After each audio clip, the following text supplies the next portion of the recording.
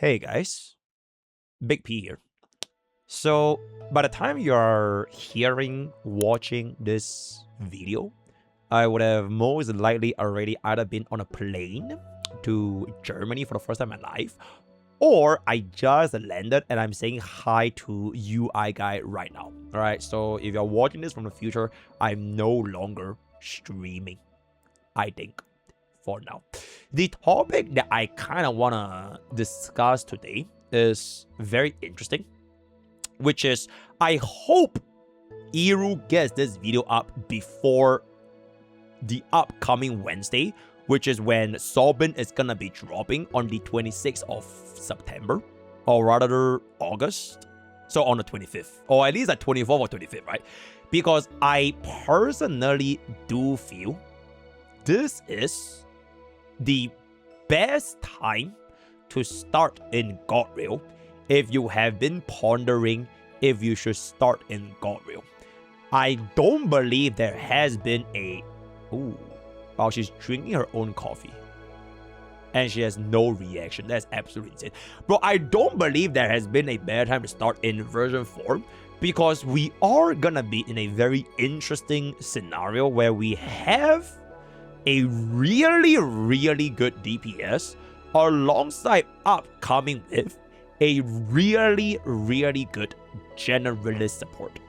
So if I were to compare this period of starting Star Rail with, let's just say, for example, version 3, version 3's option for a player base would have been D Herta / Aglaya in 3.0 and into the E1 Tribi at 3.1.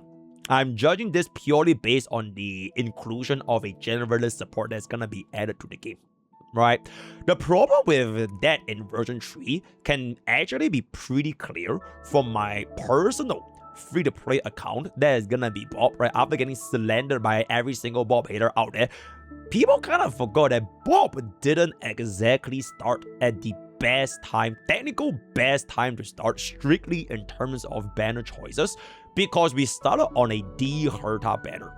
And while D Herta is a really good DPS to get my free-to-play account through in the early 2025 for the pre-TB level 50, I would say, right? Before we even tackle the endgame content, the issue is D Herta is very hard to scale towards the next version, especially fast forward 1 year later, taking a look at how homeless she has been, right? Even if you're gonna be rolling with like a 4-cost E2S1 D Herta, her performance just generally not gonna be as comparable to, for example, if you would have just directly invested in the Mimo slots, right? A E2S1 Caceres, E2S1 Airline, or even a E2S1 Hyacinth, they tend to be giving you a better performance since erudition just doesn't really seem to be in the main concern of Darwin, right? And then previously, before version 3, there was also version 2. So if you were to start in version 2, I guess the closest thing I can think of is starting with Robin into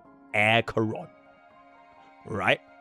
I can't remember who came first, but Acheron was the anniversary banner, and if I remember correctly, Robin was very close with Acheron's banner release, because it was something like Boot Hill / Robin / Acheron. The three of them was in like almost a back-to-back situation right after Sparkle and Blackstone released in 2.0. Yeah, so by back in version 2, if you were to start around the anniversary featuring a generalist support that is gonna be Robin, as well as a anniversary DPS like, for example, Acheron, I feel that if you were to go from that place, your account probably would have aged decently, right? Not the best, not the worst, because no matter how much people would want to slander Acheron, she objectively is still doing relatively well in 2026, especially with the inclusion of Emblem.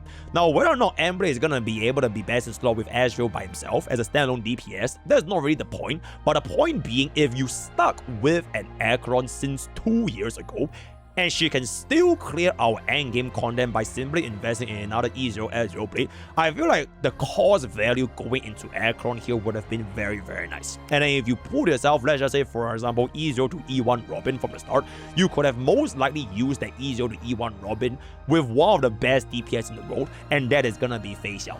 And then if you did not want to play Fei Xiao, everyone and their mounts ran Robin back in 2025 just for the, not 2025, sorry, 2024, just for the generalist these sustainless setups which you're probably gonna be able to try for yourselves if your account had the relic as well as cost investment. Now, why do I say or I feel that the current banner before Himeko goes away is the best time to start HSR is because you actually have two options to choose.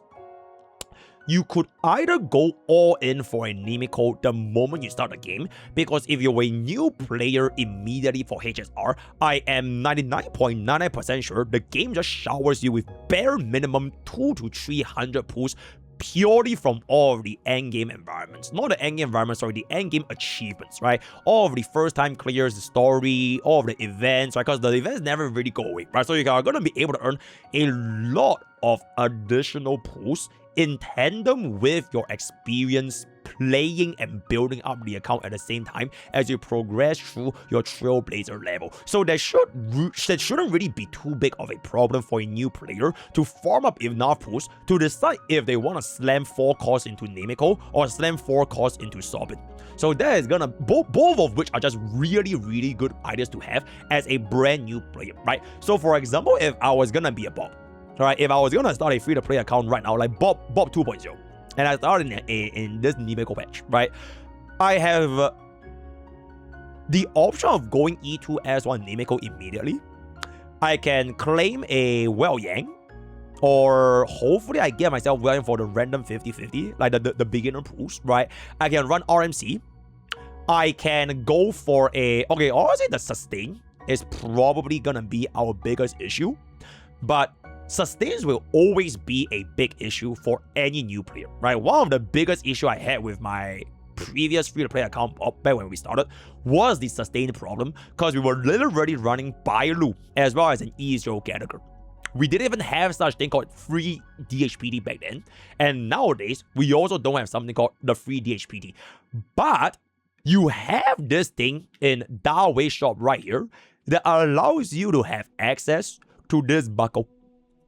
Generally speaking, I wouldn't really recommend players that have been playing this game long enough to redeem a Huo Huo.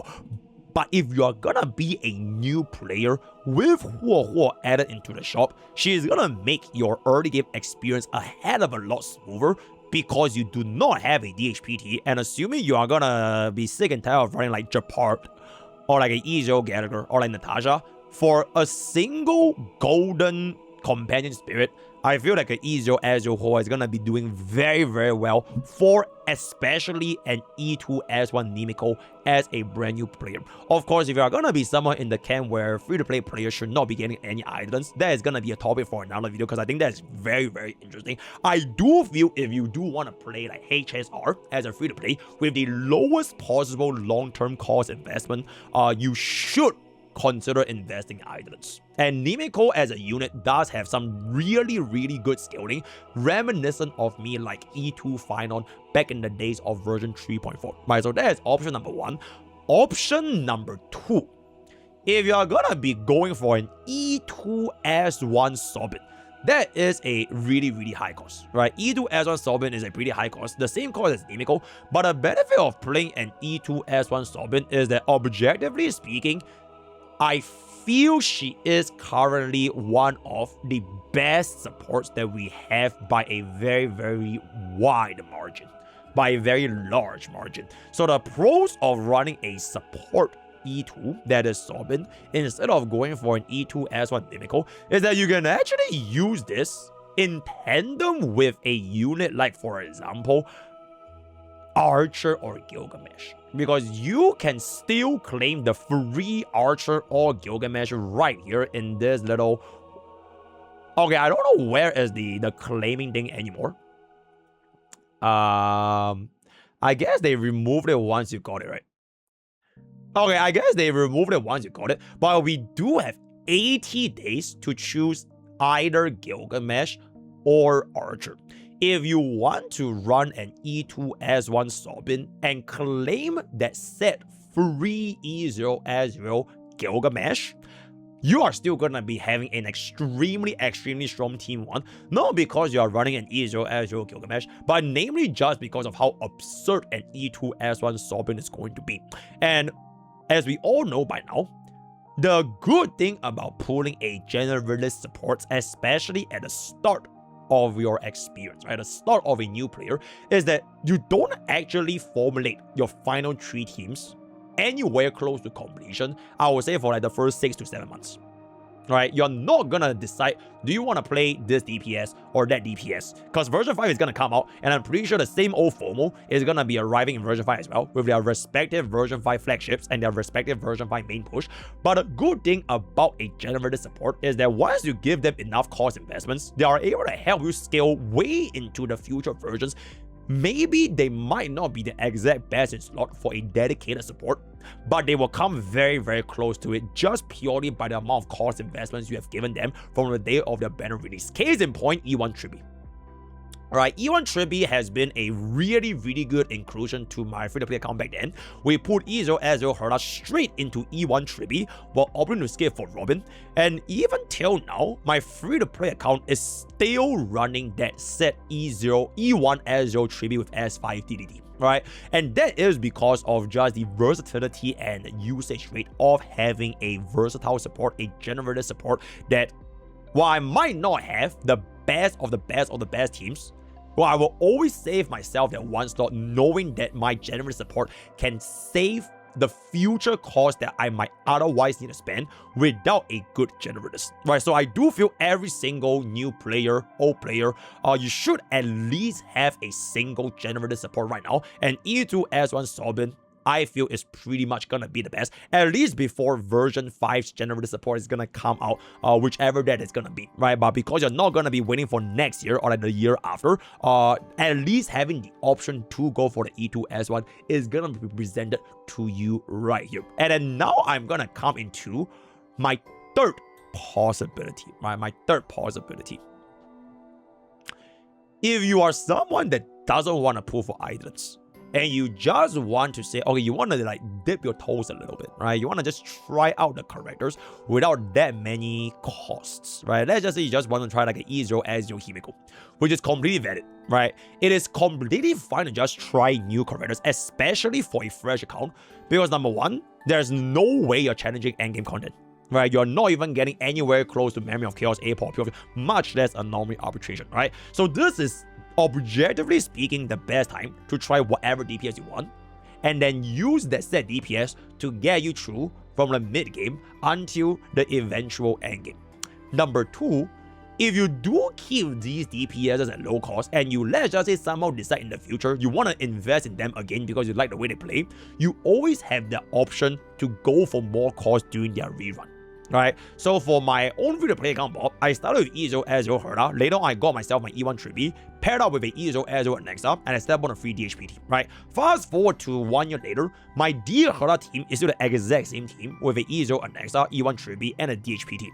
But maybe if my D Herda fell off because I did not give her any cost investments and I only go for a single cost, I can very easily just slot in for an alternative.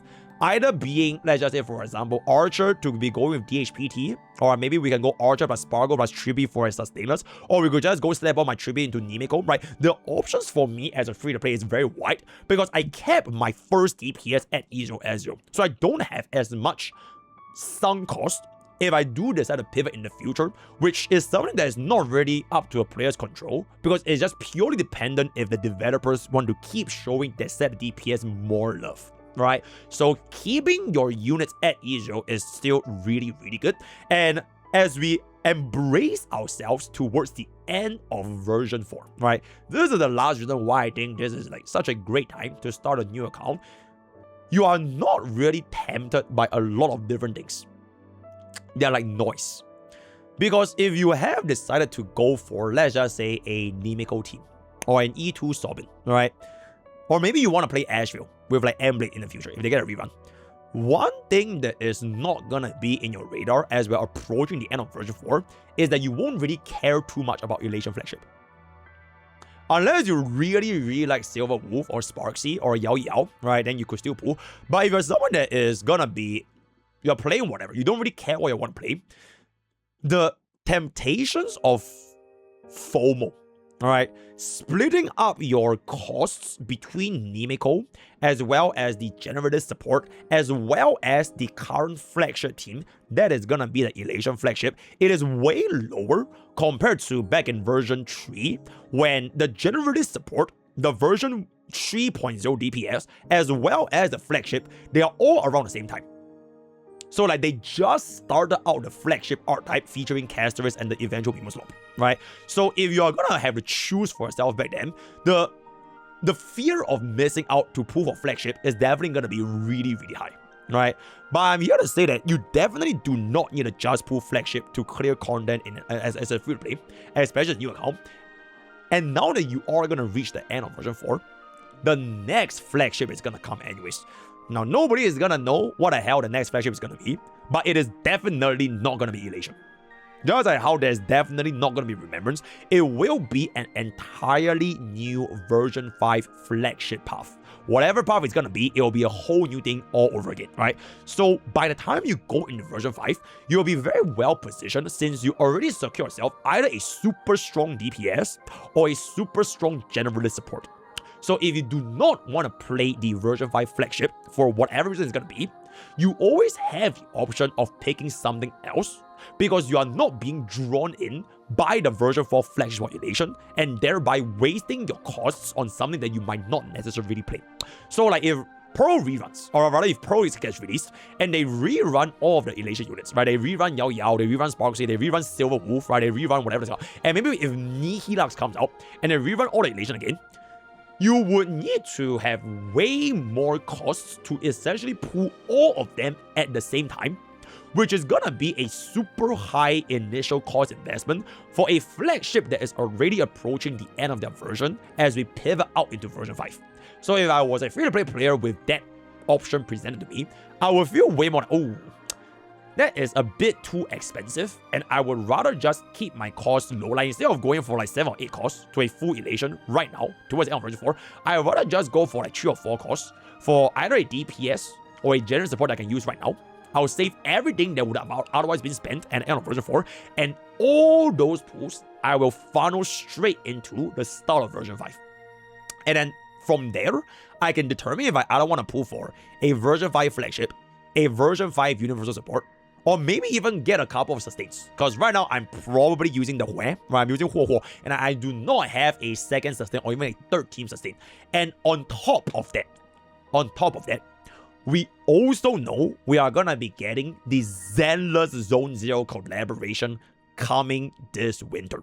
So, faced with the choices of Himeko, Sorbin, reruns of our Elation flagship, Zenless Zone Zero collaboration, the start of version 5 or whatever version 5 flagship is going to be, your options as a free-to-play player is going to be very, very heavy. But if you were to start God Rail right now, it drastically reduces your potential of fearing the FOMO, since you will be quote-unquote locked into securing that either generalist support of Sorbin or a really, really good DPS being Himeko. Now, whether you want to pull for like a Zenless Zone Zero collab creator or you want to go for the version 5, it's up to you because you have already secured the foundation of your free-to-play account, right? Then when it comes to like gears, 4-piece ego, traits and everything, it will be the same issue that every single free-to-play account will face. It is not just because you put Robin and you will like guaranteed good gears, just doesn't work that way. But at least your journey will be like a lot easier without thinking, oh my god, I really, really want to pull Sparksy, bro. I really want to pull Yao Guang. Bro, even like compared to back in the earlier version of version 4, those people that started HSR in 4.0, they often had a very hard time deciding what unit they want to pull for because people didn't even know who is gonna be good between Yao Yao and Sparksy, right? People were slandering Yao Guang day one, saying that her kid was bad, and there were also people slandering Sparksy, saying that her kid was bad, and then turns out half of them were right, and half of them kind of got cooked, and you are pretty much forced into going for the Elation flagship, right? But if you were to start right now, the options given to you will be much more flexible, right? So that is just gonna be a quick little 2 cents that I have, and I kind of wanted to see what your thoughts are gonna be on the best time to start in HSR. Time of this recording, I'm hoping you guys have at least 48 hours to decide if you want to go for Himeko or if you want to go for Sobin. If you were to ask my personal opinion on what I would go for, like if I were to start HSR right now, I would personally just all in E2 S1 Sobin, Himeko, user with Gilgamesh, and I'll just save everything all the way towards either the Xenon Zone Zero collaboration or the version 5 flagship, whatever that is gonna be, right? So let me know what you guys in the thoughts and comments down below. Word of the day is gonna be Doom. Join to it, join Discord, use code POKE, tell yourself famous ups, all the best. You guys, and